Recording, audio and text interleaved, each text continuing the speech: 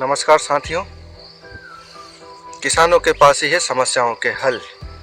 अभी पूरी दुनिया कोरोना महामारी से गुजर रही है और इसी बीच केंद्र सरकार ने विपक्ष की अनुपस्थिति में वे 3 कृषि सुधार बिल संसद से पास करा लिए हैं, जिन्हें वापस कराने के लिए पूरे देश के किसान आंदोलनरत हैं।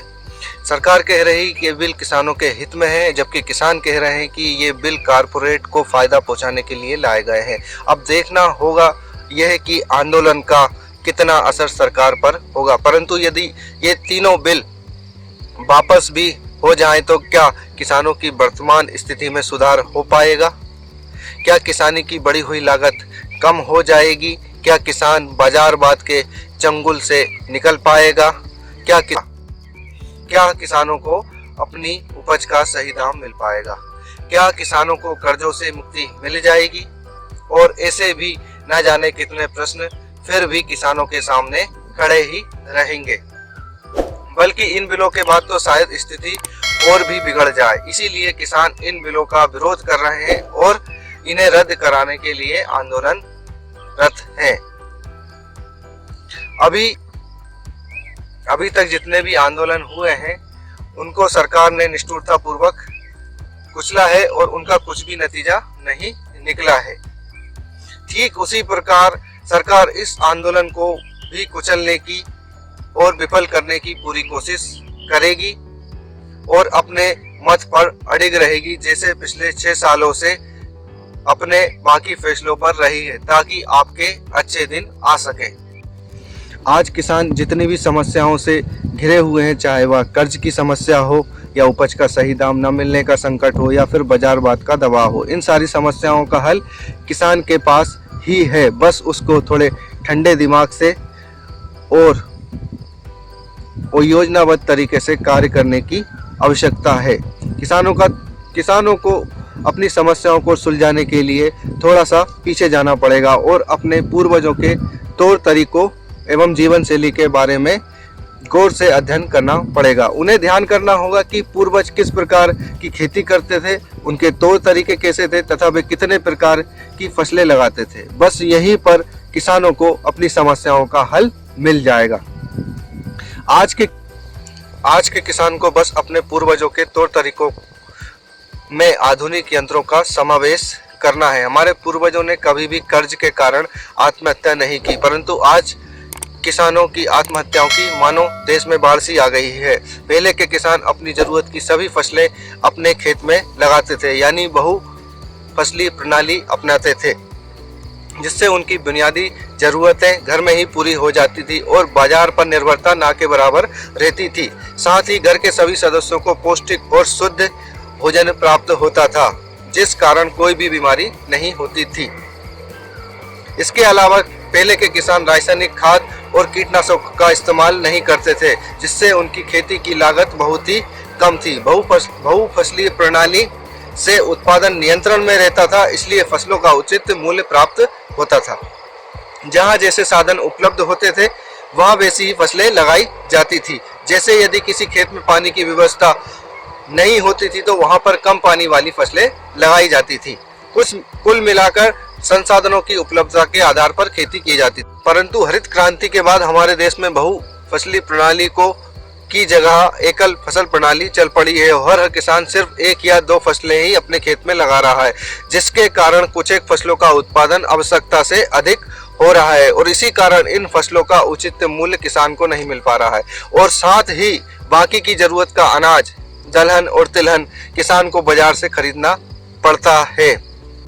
दूसरी समस्या यह है कि आज का किसान पूरी तरह मोल लिए जाने वाले बीजों और कीटनाशकों पर निर्भर हो गया है, जिसकी कीमतें दिनों दिन बढ़ती जा रही है और लागत किसान की बढ़ती जा रही है। जबकि हमारे पूर्वजों ने इतनी बढ़िया व्यवस्था की थी कि खेत में जेब से एक नया पैसा नहीं लगता था। गाय बैलों के गोबर और मूत्र से ही पूरी खेती हो जाती थी तथा खेतों में उगने वाली चीजों से ही गाय बैलों का भरण पोषण हो जाता था, मतलब हींग लगे ना फिटकरी। इसीलिए वे बड़े बड़े अकाल तक झेल जाते थे। जबकि आज का किसान तो एक फसल खराब होना भी बर्दाश्त नहीं कर पाता है। उसकी वजह यही है कि हमने अपने पूर्वजों की आत्मनिर्भर खेती छोड़कर पराधीन खेती अपना ली है। आज का किसान बाजार पर निर्भर किसान है, इसी कारण बहुत सारी समस्याओं से घिरा हुआ है। हमारे पूर्वज आत्मनिर्भर किसान थे, इसीलिए वे ज्यादा सुखी थे। तो प्रश्न उठता है कि आज के किसान को क्या करना चाहिए जिससे उसकी सारी समस्याएं खत्म हो जाएं। तो सबसे पहले किसान को एक या दो फसलों के अति उत्पादन की प्रवृत्ति को नियंत्रित करना होगा और अधिक से अधिक फसलें अपने खेत में लगानी होगी। उससे पहले अपने परिवार की जरूरत के सभी अनाज, सब्जी, दाल इत्यादि अपने खेत में लगाने होंगे, अर्थात एकल फसल प्रणाली को छोड़ना होगा। अभी किसान सिर्फ गेहूं, धान, सोयाबीन, कपास इत्यादि एकल फसलों के चक्कर में फंसा हुआ है, जिनको उपजाने की लागत भी अधिक है। जैसे ही किसान इनका रकबा कम करके दूसरी फसलें लगाना शुरू करेगा, वैसे ही इन नकदी फसलों का उत्पादन कम हो जाएगा और इनके उचित दाम किसान को मिलने लगेंगे। दूसरी बात यह है कि किसान को रासायनिक खादों और कीटनाशकों का पूरी तरीके से बहिष्कार करना होगा, फिर चाहे शुरू में पैदावार कम क्यों ही ना हो। आज आप रासायनिक खादों और कीटनाशकों का अंधाधुंध इस्तेमाल करके खूब उत्पादन तो प्राप्त कर रहे हैं, परंतु आप सोचिए, क्या आपको इतनी लागत के बाद उचित मूल्य प्राप्त हो पा रहा है? तो इसका उत्तर है नहीं, आपको उचित मूल्य प्राप्त नहीं हो पा रहा है। तो फिर इतना उत्पादन करने का क्या फायदा? उल्टा आपकी लागत बढ़ गई।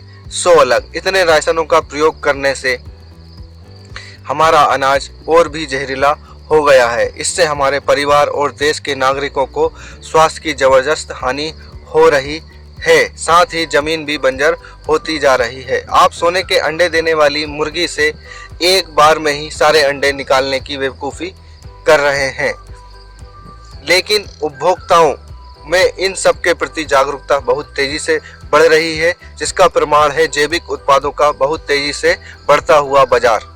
यदि आपने रासायनिक खेती छोड़कर जैविक खेती या प्राकृतिक खेती नहीं अपनाई, तो एक दिन ऐसा आएगा कि आपके रासायन वाले अनाज को लेने वाला बाजार में कोई खरीदार नहीं होगा।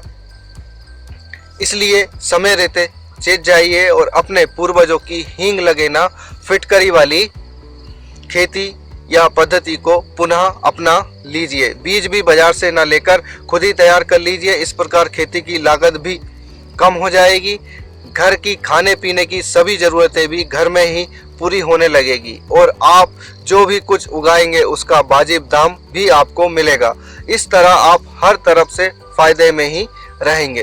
तो किसान भाइयों, देखा आपने, सारी समस्याओं का हल आपके पास ही उपलब्ध है। जरूरत है तो बस यही क्रियान्वयन और दृढ़ निश्चय की। यदि आप यह कर सकें तो सरकार तो आपकी पूजा करेगी। अभी भी आप सरकार और बाजारवाद के चंगुल में फंसे हुए हैं। उपरोक्त उपाय करके ही आप सरकार और बाजारवाद से मुक्ति पा सकते हैं। अभी देर नहीं हुई है, हम अभी भी गलतियों को सुधार सकते हैं और अपनी सारी समस्याओं का हल खुद ही निकाल सकते हैं। तो धन्यवाद साथियों, गर्व से कहें हम किसान हैं।